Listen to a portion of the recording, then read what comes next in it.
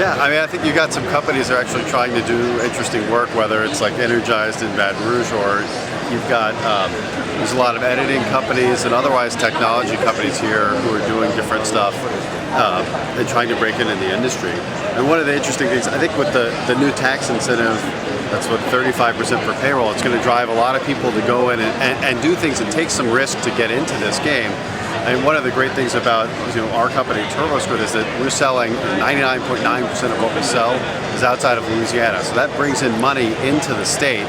And the business is sort of global just because we got on the internet and did it that way. You automatically sort of reach the whole world. And I think this is going to help a lot of different companies who want to get into this business go ahead and take that risk and start marketing their products and their ideas. So what about skilled workers? I mean, if we bring companies here, startups in digital media, they're going to need workers and they're going to need them fast. Do we have the infrastructure here, the educational infrastructure? There are people here and there are people loyal that does stuff, and UNO has some classes, and there are people here for different reasons. I think that we need the universities to step up though and get their curricula together. I mean, UNO has been talking about a game development curriculum. That needs to come together. Delgado's working on something, and you've got to we need to take that to the next level. Now we've got the rest of the infrastructure, or we've got the tax credits, and we've got the other things. But we do need the educational pipeline to get to move a little bit faster. Lafayette's got some great stuff, and Baton Rouge and LSU does too.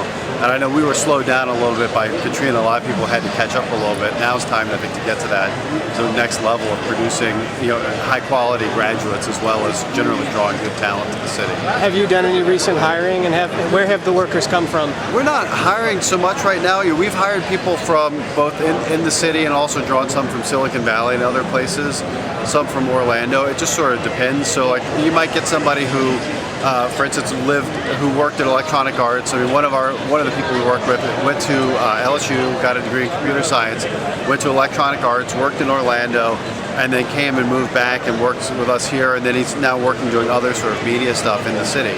And I think there's a lot of you've got those people there too. So there is talent out there that's world-class talent. Tell us a little bit about what TurboSquid does, Matt, for people who don't know you guys. Sure, we're kind of like we're like a marketplace. We're kind of like eBay or maybe say Getty Images, but for 3D models. So if you could imagine, people use 3D. There might be a dinosaur in Jurassic Park, a spaceship in Star Wars, or something like that. Well, people create this stuff all over the world, and then what we did was we enabled them to sell it. So they could publish it online, upload it, and then they put a price on it, and then somebody else can come and download it, and we basically take a commission on every sale. So we've got this business where where more than half the people who are selling stuff and half the people who are buying stuff are outside the U.S. and they're basically uploading and downloading stuff and processing it all, and sort of money flows into our bank account. And we support our marketplace.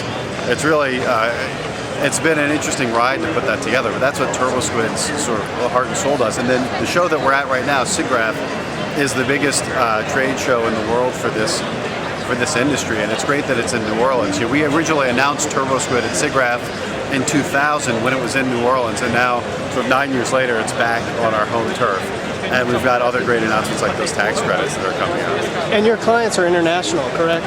Yeah, it's everybody from sort of Disney and Pixar to USA Today and Electronic Arts, Atari, Midway. It's all kinds of different companies from Microsoft to Apple to Lockheed to Boeing. There's so many different people use 3D for different things you wouldn't think about, whether it's, there's military training applications, there's emergency training, there's everything from making, pretty pictures to magazine covers, or for example, a lot of the car commercials now you see, the cars are all animated. They go and shoot a highway where people are driving through the highway, and then they add a car. And they just shoot the road naked, and then they add that car that drives through the road because they can get the right shot and put them in the car. So you wouldn't necessarily realize how far it's come, but basically, thousands and thousands of companies using 3D for all kinds of purposes. Any investors ever approach you guys about purchasing you? It's the kind of thing you can't really talk about that kind of stuff, but it's a really, really interesting time in the industry. Things are going well enough. We're not seeking to go out and sell the company. We like being in New Orleans. We like being here. So it's not something that we're focused on. I think just generally in the economy, that kind of stuff will get crazy again more when the economy becomes more robust. But there's a lot of activity going on for sure.